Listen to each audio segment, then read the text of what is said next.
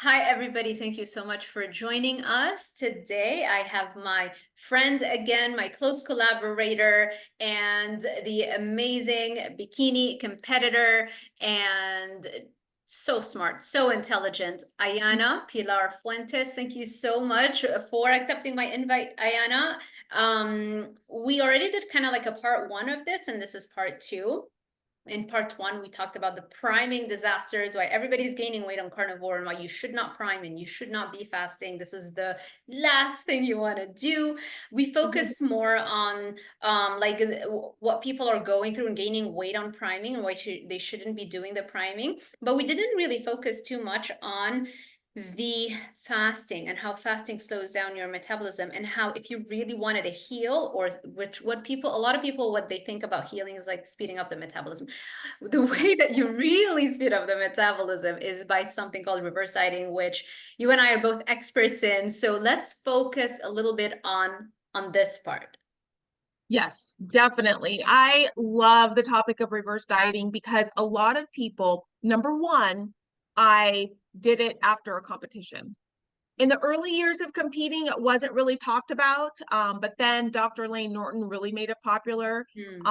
So it was near the end of my competing that I actually implemented it, and I was like, okay, I like this. And it worked, but you have to be meticulous, you have to track. Right. But with fasting, which a lot of carnivores want to do, it's not good for muscle building. And as we get older, we're going to deteriorate. So we want to combat that by building muscle continuously as we get older, ingest that protein to optimize that muscle build. And so when you're not eating, you're chipping away at that. And so it could really get you into a dangerous situation. But with reverse dieting, I just love it because it's a way to up your calories again to where it's a healthy level, right? A good maintenance level or surplus, depending on what your goals are, but a good maintenance level. You want to first get that protein up and then, get your fat up as well so that you can operate again at that level of building muscle and feeling great and hormones leveling out if you've been dieting for a very long time. And that's what I've done. It's a slower process. It's a week by week thing where you're increasing protein and fat little by little while also maybe decreasing the cardio. Okay, if you were doing cardio. And then when you're at that maintenance, stay there for a while, get your body used to it, and then assess your goals from there. So I just love it because it really allows you to take control. Yes, you need patience, but you also don't have a lot of weight gain when you are working your calories back up to that optimal level after cutting. Right. The weight gain is so little when you do it like Yes, this. I have had clients lose weight on reverse dieting. They kept on losing weight to the point where it's like, I'll get the email, I don't want to lose weight anymore. I can't believe I'm saying this. Like, this is the first time I've had this problem in my life when we started reversing them. Yeah. Yeah. Isn't that amazing? That's Yes. so this is the beauty of reverse dieting, is it can speed up your metabolism with out gaining body fat, and you might gain a pound or two just because you're eating more, which is exactly what Yeah. you want. And it's just extra salt, extra food, extra water, associated with that. That's normal. And also you're putting on more muscle, but Yeah. you should not be gaining body fat. If you're gaining body fat, then that means you're going way too fast in the process. And again, go back to why priming protocol again. If you haven't watched part one, go back and watch part one of the series. Priming is what a lot of people stumble across when they do carnivore and they just overeat, and they're instructed to eat a lot more to overcome sugar addiction. It's not the way that you overcome addiction. So what happens when you do that and you just eat without, just eating meat or animal-based foods and not tracking and just focusing on eating a sober meal plan, like a carnivore meal plan, you're going to very easily gain body fat, which I think most people watching this already know. This has probably happened to them or happened to somebody they know. You're going to gain body fat very quickly. And they think like, okay, it's okay, I'm going to gain weight to heal, but you're not really healing. You're just adding more inflammation because fat cells don't just sit there innocently storing calories. They actually are releasing excessive inflammatory molecules into your bloodstream that's affecting negatively every single physiological function and hormonal function, messing everything up. Yeah. So when you're doing priming to try and speed up your metabolism and or to heal, none of those things happen, because it's not just about overeating calories to speed up your metabolism. To speed up your metabolism, you have 3 pillars. Eat more calories. More importantly than eating more calories is strength training, and equally or more important, I don't know, maybe they're all equally important. Eat more calories, strength train, and then hit 1.1 grams of protein per pound ideal body weight. If you're 300 pounds, don't be eating, 1.1 grams times 300. No, that's too much. Just, what your ideal body weight is. You do those, and those need to be present to instruct the body, especially the strength training and the protein, right? The strength training and the protein, they send the correct hormonal signal to the body, telling it, listen, you see how I'm giving you more food? I want you to shuttle that into building more muscle and not storing more as fat. And so you go and overeat, but then you're not telling the body with strength training, like, and I'm talking serious strength training. And again, this is where we lose people, right? And this is why priming is so popular, because priming is like, sit on your butt, you don't need to work out, people love that. And I get it. I used to be that person searching for the hacks, but what you actually have to do is truly strength train. And what I mean by truly strength train, I mean, you start counting when it hurts. That's not where the set ends. That's where you begin. Exactly. That's how you send a correct hormonal signal. Yes. Speed up the metabolism. And again, we go back to the gaining. So the 3 pillars of reverse dieting or speeding up the metabolism are eat more calories, strength train more, eat more protein. Those 3 things, right? Or 1.1 grams of protein. At least if you eat more by least, it's even better. Yeah. And if you strength train more, even better. Yeah. Right. Yeah. But at the very least, you need like 4 or 5 sessions of strength training, that's like the minimum. But I want to go back to the first pillar, eating more calories, because this is the biggest thing that we're trying to warn people against, right? The priming protocol, the floodgates are open. Eat sticks of butter, eat more meat. Wrong.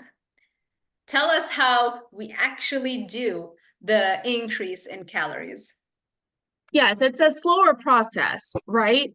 And it's going to be different for everybody, right? And that's why week by week tracking is so helpful. But you definitely want to, let me just give an example. You want to make sure that you increase, let's just say 100 calories, right, a week. Some say 50. But in those 100 calories, you want to first make sure that your protein is at an optimal level already. So you might increase the grams of protein. There's 4 calories. So like, let's say you're increasing your grams of protein by 20 grams, right? To bump it up to where it should be, right? So let's say you start there for the first week and do that, right? And then if everything's good, which I'm sure it would be, then the next week you can bump up the fat, right? So 9 calories in about a gram. So, just 10 grams of fat. Let's bump that up. And you can go back and forth, or maybe a little bit of both. But 100, that would equal about 100 calories a week. And watch the scale, weigh yourself. Every day. Periodically. I say every day too. I say every day because to me, it takes out the emotion. Because if you weigh yourself every day, sure, one day you'll be up, then next day you'll be down, but take the averages. To me, everything is about the averages. So what's your average weight by the end of the week? Okay, then compare that average to the average of the next week, right? So if you're maintaining, then you can increase the calories even more, right? Exactly. And so, and that's the beautiful thing. So if you can maybe increase the 200 calories Yes. the next week, if your body responds to that, like you said, you had some clients that lost weight with Yes. reverse dieting. And I was You know what I adding mean? her 200 calories a day. Oh We yeah. were going so fast through the reverse cycle because she was responding so well. Wow. And I think it had to do with the fact that she was a strict carnivore and she was an athlete. So I didn't have to teach her how hard to go at the gym. She already knew, and she was really getting her workouts in the morning, training the right way, and doing carnivore. And so I think carnivore plus the reverse dieting, you can breeze through it a lot faster. And she was dropping weight. So we had to See, go and through the that's calories really fast. Yeah. exactly. And that's why I think context is so important, because with that information you just gave me, she was a full carnivore, Yeah. she exercised intensely. That's going to matter. Is Yeah. she's having more thermic effect with food, being full Yeah. carnivore, and then the weight training. Now Yeah. that's going to be different for someone who is doing a maybe 40 20 20, like as far as like maybe 40% protein, 20 carb, 20 fat, like kind of Yes. a little bit of everything. It might Yes. be a little bit different for them, you know? Exactly. So Yeah, yeah, and and then as theoretically, it would make sense. Like if you're right, doing 30% carbs, that 30% could have otherwise been done with protein. And we know, yeah, remember that study that came out not that long ago where we used to think that you couldn't ingest more like than 20 grams for the body to have the anabolic window. And now we know they did the study where it was 100 grams of protein per meal, and you saw an even stronger and longer muscle protein synthesis response, or we call that the anabolic response. It was proportional to how much protein that person ate. The more protein you eat, it's like there's no upper limit to the to send that strong hormonal signal to build muscle. The more protein you eat, the stronger the signal and the longer the signal remains. So you yeah, keep building muscle more. So that would make perfect exactly. sense. Yeah, it does. And so, that's why it's a case by case, but the bottom line is that you are going to have to weigh yourself every day. Mhm. Just to look at the trends, take the emotion out. Yeah. I weigh myself every day. One day I'm literally up 2 pounds from the previous day. I know logically I did not gain 2 pounds. I did not eat 7,000 calories over Right. my maintenance. I Right. know I did not do that. So I know that, oh, I probably had extra water or whatever. I don't know. Yeah. The next day it's gone, Yeah. right? You know, So this it takes the happened to emotion. me not that long ago, 2 pound up when I know I should have been like maintaining because I've been maintaining, I'm doing great. And I was like, Yeah. what? Like why 2 pounds up, and right out because I now know my triggers. Not enough sleep, cortisol goes up, you're going to weigh a little bit more the next day and then it drops, right? But Yeah. I got some batch of bacon that was so high. I remember the day before eating, I was like, oh my gosh, this is so salty, I need to switch to low sodium. I can't believe. Uh-huh. And I think it just so happened that maybe that batch ended up being like too salty, and I ate like Uh-huh. 7 slices of bacon, which is not my usual, and it's so easy for the body to retain all that water. Okay, see? So and that to me, it's information. It's like, Yeah. okay, all right. All right, and so for me, and then like this week, I've been the same weight every single day. Yeah. And so I know people out there, I'm trying to lose some vanity weight. I'm not really, in dire need to lose weight, but I just want to lose some vanity pounds. But I have been the same weight every single day. And now I'm looking at my calories. Oh, okay. And I'm going to be very transparent. I'm someone who is going to benefit from a reverse diet when I'm done with this. But right now, I am fluctuating between, what is it, 1,600 and 1,750 calories. And so that amount of calories is keeping me where I'm at right now, Right. with my weight training. My cardio is not every single day, And this but is it, so important that you're mentioning this because this is Mhm. truly how you find out what your maintenance calories are. Forget about the online calculators. The vast Yes, majority of you watching this have been yo-yo dieting and you dieted and you never reversed, just like everybody's telling you to reverse. You didn't take it right? seriously. I get it. I was the last person to take reverse dieting seriously as well. Yeah. So I get that. But the online calculators are not taking into account every bout of dieting that you've had in your history that slowed down your metabolism and you never corrected that. So your metabolism is not as fast as that online calculator leads you to believe. I think we should talk about why also, we didn't mention that, why our metabolism slows down real quick. And it's because, Yeah. yeah, you want to go ahead?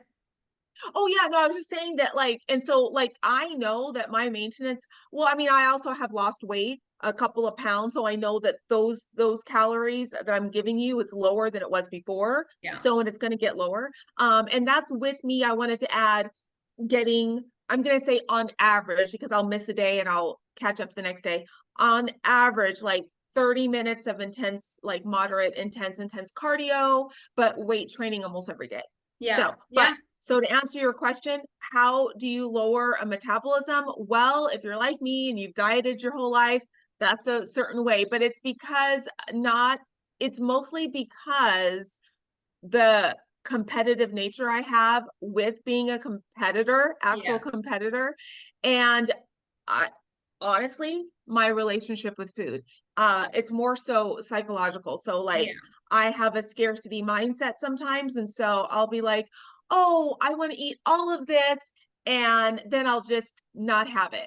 Right. And that creates yo-yo. I've gotten a lot better, everybody, in Right. the last several years. Oh, But I you all of that in the especially past. remember when we started working together, because I can see that transformation and how you raised your baseline dopamine and you've completely, and you had some resistance too. It's like what really changing the way you looked at foods and just how addictive they really are, you know? Yeah. And Yeah. Yeah. Yeah. Yeah. you know, yeah, and it's just wild how quickly, because you already had all the foundation, you already knew all the basics and you competed, so you know how to dial your body composition down or up on demand. And so Mhm. all, and you also kind of knew all about the addiction, but then when it truly clicked for you, I feel like I could see Yeah. that. And yeah, I want to add also, this is, I feel like, when you compare famine to a diet, people really like get it, because this is the real reason why our metabolisms slow down every time we diet. Our bodies don't know we're dieting because we want to look better or we want to become healthier. All our Mhm. bodies know is that for 99.99% of our existence as a species here on Earth, famine was a main threat to survival. So we have evolved to really be able to fend or defend against low caloric intake. And so Mhm. our DNA, the ones that we have right now, are the ones that can really defend against us starving to death. Mhm. How does our body protect us from starvation or from famine? Every time the body detects a disparity or like detects a caloric deficit, it doesn't know for how long that caloric deficit is going to last. So it thinks maybe there is a famine. So let Yeah. me start protecting this human. So the way that it does that, it starts to release some of the muscle, because muscle is a very metabolically active, metabolically expensive tissue to maintain. So it starts Mhm. paring down the muscle. And so one of the ways, one of the main ways that you slow down the metabolism is by you start losing more muscle. And but that's not just the only thing. There are so many things that happen. Testosterone drops, cortisol increases also, and when you have higher cortisol, you break down muscle more faster. Yeah. Um, you know, leptin levels. Leptin is your main hunger hormone. Leptin levels drop, so now you're hungrier. You know, your body's sending you all of the thyroid hormone drops, right? Your body's changing all of these hormones to give you every single urge and motivation to seek out and eat more food. Also Mhm. your mitochondria, they start conserving, sorry, they start to also change the way that like they couple the energy metabolism in so that your mitochondria don't burn as much calories as they used to. So Yeah. even on like a Yeah. cellular level, you have those changes. All those things Yeah. are happening. The net Right. effect is that your metabolism slows down. And also another major, Yeah. major thing, you become very effective with your workouts. So the first time you ever run a mile, you're going to burn tons of calories. The second time you run that same mile, you're more efficient at it. So you're not burning as many calories. The third time you run that same mile, so all those things together lead to you really not being in a caloric deficit. And this is where people plateau, right? And so when you're plateauing, you're just not in a caloric deficit. So it means that all those adaptations have accumulated to the point where you think you're a caloric deficit, but you're really not. So exactly. This is where metabolic adaptation, scientifically, we can also call it adaptive thermogenesis, just basically slower metabolism. Slower metabolism is the result of your body really just freaking out, thinking you're in a famine. In a way, it's good, because if you look at World War II, 50% of the prisoners of war survived, even though they were only given like 300 to 600 calories per day and given grueling labor work. How did they survive? It's because of metabolic adaptation. So it's exactly, you know, it does. It's a lifesaver. It really is, because you know, I mean, think about it. Like, I'm not the leanest I'm that I would like to be right now, but I mean, I don't think people realize like how much I have on my body that would allow me to continue to survive. Right. Right. And I'm leaner than a lot of people in the carnivore space, right, as far as women are concerned. So, you're and you perfect. too, You're right? the perfect physique. But I get that mindset of constantly, because I'm the same way, like constantly wanting to look even better and better. And this is when it gets really harder and harder and harder, when you have like just a few more pounds. So you have to really reverse diet out. Yeah. But I have a lot of fat on my body in the sense that to survive. I still have tons. I'm not starving over here, people. So I think people get panicked. We're like, oh, just 1,600 calories. Well, guess what? Because I've been maintaining at the weight I am right now, consistently at those calories, guess what? I'm either going to increase my cardio next week or drop some calories in the way of fat. Not protein. And that to push through a plateau, to go back to creating a caloric deficit. That's what you increase the intensity of your cardio, or the duration. Ideally, increasing the intensity is better, because it helps to raise your baseline dopamine as well, right? And it doesn't, and you're not spending more time, doing the cardio. Just really quick. So what I'm doing to get down is almost exactly what you do in a reverse diet. That's why it's called reverse. You do the same in the opposite direction. Exactly. And this is really important for people to understand. You're never going to drop a pound without some metabolic adaptation happening. It's normal. Every time you diet, from the first diet you ever do, there is some metabolic adaptation that is going to occur, and that's okay. Like, that's good. That means your body is functioning perfectly. Great. So that's not the problem. It's not like, oh, I'm dieting and everything's slowing down, digestion slowing. Like, you're supposed to have slower digestion. You're supposed to have higher cortisol. It's normal.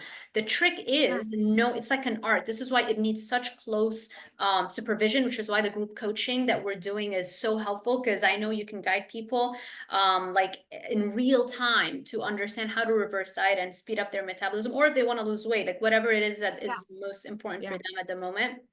It's something that we have to understand and be very, very, very comfortable dealing with metabolic adaptation, because it's like an art form. You lose weight, then you correct it, then you lose weight some more, then you correct it. Or for some people, that's the perfect balance. For others, maybe they're so metabolically damaged to the point where it's like, maybe take a couple months, just speed up the metabolism by, let's say, 800 calories, and then we can cut a little bit, or cut a lot more, and then like it's an art form. And that's why I'm so glad that you're doing this with me, because I trust you, and we've been talking for ages, and so much experience, and you do this so well. So I know you have to go, and we want to keep this short and sweet. I do want to mention also that if people would prefer like a guide form, I do have a reverse dieting guide. It's called SUPERBREED Metabolism. It's on my website. And also we have the group coaching, where you can lead people with all questions that they have: weight loss, reverse dieting, keto, carnivore, maybe even if it fits your macros, because they all work, although the addiction component, and if it fits your macros, can be a little problematic, right? Yes. Right. But if we're just talking, body composition, it's still doable. And I know I've done it before. Like when I first me too. it works. It still works. but then the addiction, yeah, you have to fix it. But anyway, you know your stuff. There you go. Know thyself, know thyself. Right, right. I will put a link for our group coaching also. Everything is on my website, drzaldivar.com/coaching and drzaldivar.com/shop for the guides. And they'll be linked below. Your information is going to show up on the screen as well for Instagram. And then I will link below your Instagram and YouTube, but also tell people where they can find you so that they connect with you. Yes, definitely. So I am at Pilar Fit Vegas on Instagram and YouTube, and TikTok is at Pilar Fit LV. So pretty much the same across the board. Love it. Thank you so much, Ayana. I'm so excited to do the group Yes. coaching with you. Hopefully people are gonna join us to correct the catastrophes from the priming protocols that so many people I get tons of emails now and messages like I was a priming victim. Right? I know. We just want to help. I We just know. want to help. It's fine. Don't worry. It's easy to fall for this trap because I know how much goes into truly getting to the answer. So, and we've been in the field for so long and now it's easy for us, but I feel for people who just stumbled across this and just decided I want to get healthy and they get sucked into it. So, don't blame yourselves. Just use that as a learning experience. And now you're smarter, stronger, and you're going to get to your goal faster and finally actually maintain the weight loss. Yes, exactly. Awesome. Thank you everybody for sticking with us till the end. Is there anything else we should say? No, I think we covered everything pretty much. Yeah, we're good. Okay. Yeah. If you like this kind of content, you want us to talk more about those topics, let us know in the comment section below. If you've been a priming victim, let us know in the also comment section below. Thank you all for watching. Make sure you give this video a thumbs up, subscribe, and hit that little notification bell icon so YouTube alerts you every time I post a new video. Thank you, Ayana. Thank you, everybody, and we'll see you in the next one. Bye. Bye.